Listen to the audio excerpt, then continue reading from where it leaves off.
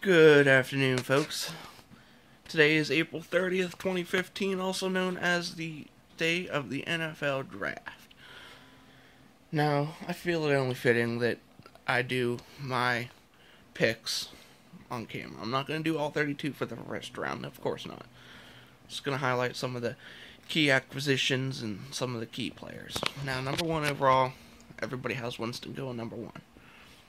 I see a shocker here, and I say Mariota's going to go number one. Yeah, Jameis Winston is one hell of a quarterback, don't get me wrong. But I just feel like Mariota's got the better skill set for the NFL. I feel like Tampa Bay is going to take Mariota, and then Winston's going to just free fall. Just like in draft day. Yeah, I see him free fall. Call me crazy. That's just what I feel. Now, another thing. The Saints traded away their star tight end, Jimmy Graham, to the Seattle Seahawks. Great move for the Seahawks. Great pickup. Now they got somebody to work the middle of the field, and they also have a big body for down in the end zone, where, well, guess what? They lost the Super Bowl because they tried throwing the ball to a wide receiver. You can't do that. Can't do that against the Patriots. Now, with the Saints' first round pick, first round pick, because they have two now. I see them taking a wideout. I see them, I don't know if Cooper's going to be there. I feel like he could be. But if he's not, I see them taking Beckham. Why? Drew Brees is not getting any younger, folks. And, yeah, call me crazy. They need some weapons on that offense to help him out. He can still win, but they need somebody to help him. And that's where Beckham comes in. He's a big guy. He's got the talent. He's got the speed. I see him being a valuable threat for the Saints. Now, Cooper, I think, probably lands in Cleveland. Why? I don't know. Hope to God he doesn't. But I feel like he's going to end up in Cleveland. Now, with the Saints' second first-round pick, I see them taking a running back. I see them probably taking Melvin Gordon from Wisconsin. And I only say that because I have Todd Gurley going way above 31 overall. Now, the Saints could make a surprise move and trade up and get whoever they want. But I don't foresee them trading up to take Todd Gurley. Todd Gurley, I could see going to Jacksonville. Probably calling me crazy because Jacksonville has a running back. Or had a good running back last year, Denard Robinson. Robinson, though, he's not built to be an NFL running back, to be honest. He was a quarterback in college. Fast quarterback. I thought a quarterback. Basically, you're Jameis Winston and Marcus Mariota, only he couldn't throw the ball more than 10, 20 yards. So I see them taking a running back. If they don't go running back, they're going wide out. But I highly see them going running back. If they go wide out, I see them stretching on Jalen Strong. People have him going late second round. Late first round, early second. My bad. Misspoke. I could see Jacksonville trading down. Remember, they have Luke Joeckel on one side of the line. They could also take T.J. Clemmings. Now, they have him going second round. So, I'm guessing they'll probably take Clemmings. They're probably going to gamble on Clemmings out of Pittsburgh in a second. So, I really see them going either running back or wide out, but I have a feeling Gurley's going to go to Jacksonville. Now, that's all I'm covering. Those top, that. I'm going to cover my team now. Pittsburgh Steelers, right here, right now. Because this is the team I live, bleed, and die for. I'm going to do three people I want on that team right away. Now, Marcus Peters is a great cornerback. And if you follow the NFL, you know that we lost Ike Taylor to retirement. Thank God, finally. He was getting old, losing a step. He was still a shutdown corner, but he was getting way too many holding penalties called against him. We also lost Polamalu, our great Hall of Fame guaranteed player, team leader. Can't ask for a better player to have been drafted by the Steelers. He was the epitome of the Steelers defense. Now, I don't want the Steelers to take Marcus Peters, and here's why. He's a hothead. We can't have a hothead in Pittsburgh. We can't deal with that. We had a hothead. His name was LeGarrette Blount. We got rid of him. Cut him right away. Now, if Peter stops performing and he ends up on the bench, I feel like he's going to cause more issues than he's going to do good. So who I want Pittsburgh to take at the 22nd overall pick in this first round is Byron Jones. People are probably saying, no, that's a stretch. No, not really. Jones is projected late first round. A lot of mock drafts have him going to Pittsburgh. Probably saying, why am I agreeing with that? Because he's a team leader. He's been a leader for his college team his entire career. He's a great tackler, and he's instinctive. Kind of reminds me of Polamalu. He's instinctive, but at the same time, he's not going to hang out somebody to dry. He's going to be that leader, hopefully, that we can have, that we need for the next 5-10 years.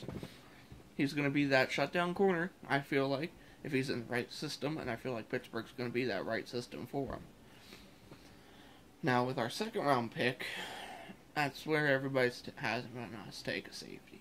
Well, call me crazy, but I want us to take a long stretch. I want us to take, I don't even know how to say his name. All I know is Kikaha out of Washington. He's an outside linebacker or a DN. They called him Sackmaster in college. His stats in college were unbelievable. I watched some of his highlights. That he got to the quarterback from every position he lined up at. And if he didn't get to the quarterback, he had a double team on him. He was causing havoc on that line. Now you're probably saying, oh, I only watched one highlight. No, I watched him against about 10 different teams. Either 10 different teams had a terrible offensive line, or he was just that damn good. The NFL has him going in the third round to Arizona. But I see him filling a need for Pittsburgh. Last year we didn't get very much pressure on the quarterback. And we lost our outside linebacker who did pressure the quarterback a lot, Jason Worley's, to retirement. He's 27. He retired. No big deal. But we need somebody to get to the quarterback. Now, Kikaha, or Sackmaster, as I'm just going to refer to him from now on, played in a 3-4. That's where he wants to play. That's what Pittsburgh runs. They've run it since Dick LeBeau was there, who just left to become a consultant for the Tennessee Titans. Wish him the best of luck. Met him. Fantastic gentleman. But I really want Sackmaster, somebody who can get after the quarterback. They say he's not strong, he's got a weak upper body. Or he doesn't quite have the strength to be going in the second round. I'm sorry, but when you have James Harrison on your team who lives, breathes, and dies working out, I'm willing to take him in the second when I have a linebacker who's going to make sure he's trained. Not to mention we have Joey Porter as our linebacker coach. You put Sackmaster with Joey Porter and James Harrison, I see quarterbacks running and not even wanting to get on that damn field to face him. Third round, we can take a safety. I know after the first round, second round, no real safety is going to be very reliable or noteworthy of taking. That's fine. I feel like there's never going to be a replacement for Polamalu. Unless we trade up in the first round and land Collins from Alabama, I don't see us ever having that cornerback again. At least not in this draft. Now, another stretch player that I want us to take in about the 4th or 5th round, preferably the 4th, maybe even the 3rd, is Justin Hardy out of Eastern Carolina. He's a wideout. Now people are probably calling me crazy because we have Marcus Wheaton, who's shown flashes of potential, hasn't lived up to it, but shown flashes. We also have Martavis Bryant, who really came on strong last year in a rookie campaign. Probably could have been Rookie of the Year, but Odell Beckham took that. No doubt Odell Beckham was outstanding last year. So I'm very upset when the Giants took him. Wanted him to fall to Pittsburgh, but he didn't. And then we have Antonio Downtown Brown. Yeah, there's not much to say about Brown. He's a premier and elite wide receiver in this league. He's got quickness. He's got everything. But what I like about Hardy, and why I think he's going to fit in Pittsburgh perfectly, is the fact that he plays back to the ball. Now, if you watch Pittsburgh Steelers games, you know Ben scrambles. You know Ben doesn't stay in that pocket very long. He's always under pressure. He scrambles, but he makes a lot of the throws when he's under pressure while he's running out of the pocket. That's where I believe Hardy comes in. Hardy works back to the ball. He knows how to get back to the ball. He knows how to get open. Watched his highlights, and he's also one hell of a blocker. Now you're saying, well, what does that mean? Well, unless you forgot or lived under a cave, Hines Ward pretty much ended a linebacker's career by blocking. Now, if we have that wide receiver who can block on third down, that opens up Le'Veon Bell. Le'Veon Bell, of course, had one hell of a season. He's going to be a premier running back for years to come. But I wouldn't mind them taking a running back in the later rounds, in about the 5th or 6th round. Just somebody to give us a backup. We have Dre Archer and we signed Angelo Williams. That's fine. But, in my opinion, Dre Archer is not an NFL running back. He's had flashes as a kick returner, but we need somebody to back up Bell. Now, I don't know who they should take. I know there's a running back from Florida State going late in the draft. I don't know. I can't remember his name. But they have him going late. I wouldn't mind him coming to Pittsburgh. He's a big, lengthy back. But I really don't see any prospect running back other than Gurley or Melvin Gordon or taking in the 3rd round or 2nd round for Pittsburgh. Especially when you have an all-star. Langford, I think his name is, out of Michigan State, wouldn't mind that. Just because he's played with Bell. They were a good duo in college. Wouldn't mind it. But my main 3 targets for Pittsburgh, actually, I have 4 main targets for Pittsburgh. Byron Jones, Sackmaster, Justin Hardy, and Sean Mannion. Now people are going to probably come crazy because, well, guess what? Pittsburgh has a quarterback for now and for the future in Ben Roethlisberger. But, like I said, he's getting hit all the time. He's always under pressure. Form around Ben and get his back up now. Sean Mannion, I believe, can step in and not start right away.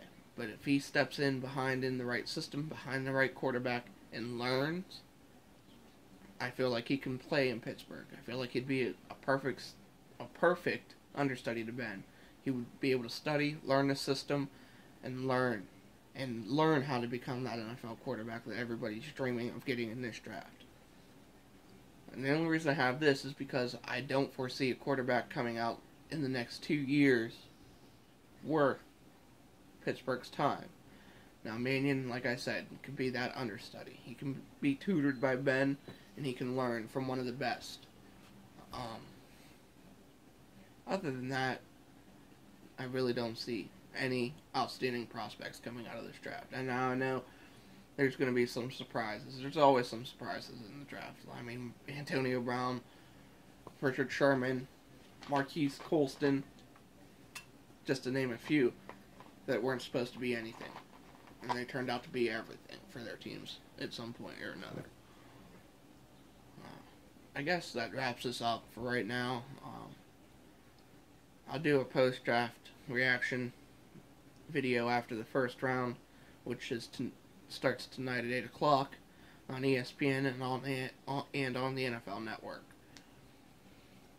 Now, am I saying Pittsburgh needs to draft all 4 of those players? No. They just need to draft 3 of them, in my opinion. Sackmaster, Byron Jones, and Justin Hardy.